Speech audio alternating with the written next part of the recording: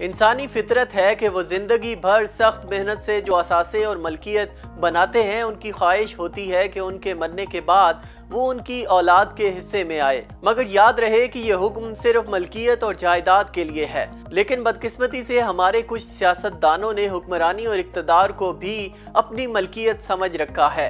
इस वजह से उनकी कोशिश यही होती है कि उनके बाद उनकी औलादें, जो भले सियासी शऊर और तजुर्बे की कमी के सबब सियासी जमात की क़ियादत संभालने के अहल न हो, मगर उनकी औलाद होने के सबब विरासत में उनको ये ओहदा मिलना चाहिए। मिसाल के तौर पर हमारे सामने बेनज़ीर भुट्टो के बाद उनके कम उम्र बेटे बिलावल का पार्टी की सदारत संभालना, नवाज शरीफ की नाअहली के बाद मरियम नवाज का पार्टी को लीड करना, इसी तरह अवामी नेशनल पार्टी में इक़्तिदार की नस्ल दर नस्ल मुंतकिली है।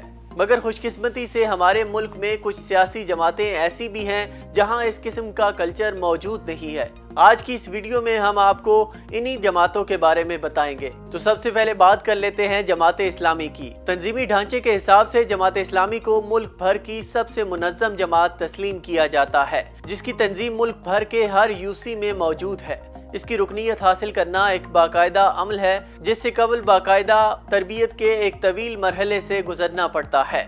इस तरबियत के दौरान कारकुन को न सिर्फ सियासी ट्रेनिंग दी जाती है, बल्कि इसके साथ साथ उसकी अखलाकी और दीनी तरबियत की नशिस्तों का भी एहतमाम किया जाता है। इसके अलावा इस जमात में किसी भी ओहदे पर तकर्रुर बाकायदा शुरा की मुशावरत से मेरिट की बुनियाद पर होता है। इसके अलावा कोई भी ओहदेदार किसी भी ओहदे पर 2 दफ़ा से ज़्यादा मुंतखब नहीं हो सकता। उसको लाजमी तौर पर नए आने वालों के लिए जगह छोड़नी पड़ती है। मेरिट के इस सख्त तरीन तरीके के सबब इस जमात में मौरूसी सियासत का अमल दखल कतई नहीं है और ना ही अमीर और गरीब की तफरीक इस जमात में मौजूद है। जमात का अमीर अपनी मेहनत और अखलाक के सबब एक आम इंसान भी बन सकता है। यही वजह है कि जमात इस्लामी के जलसे मुनज़्ज़म और बहुत बड़े होते हैं। मगर इतनी मौसर तंजीम के बावजूद इलेक्शन में ये जमात खातिर खा कामयाबी हासिल नहीं कर पाती और कभी पाकिस्तान के अंदर अकेले हुकूमत बनाने में कामयाब भी नहीं हो सकी। इसके बाद बात कर लेते हैं तहरीक इंसाफ की। मौजूदा हुक्मरान जमात पाकिस्तान तहरीक इंसाफ को तब्दीली की जमात कहा जाता है।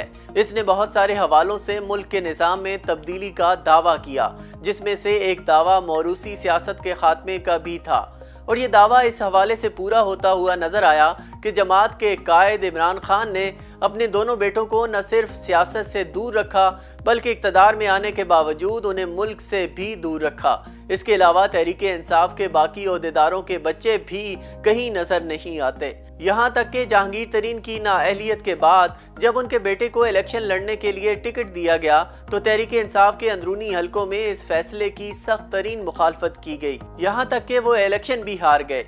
अगरचे तहरीक इंसाफ का तंजीमी ढांचा अभी तक बहुत मजबूत नहीं, मगर इसके बावजूद इस बात की उम्मीद है कि आने वाले वक्त में मेरिट की बुनियाद पर तंजीमी ढांचा कायम हो जाएगा, जो मौरूसी सियासत नहीं बल्कि मेरिट पर होगा। मजीद इस तरह की वीडियोस देखने के लिए हमारे चैनल को जरूर सब्सक्राइब कीजिए।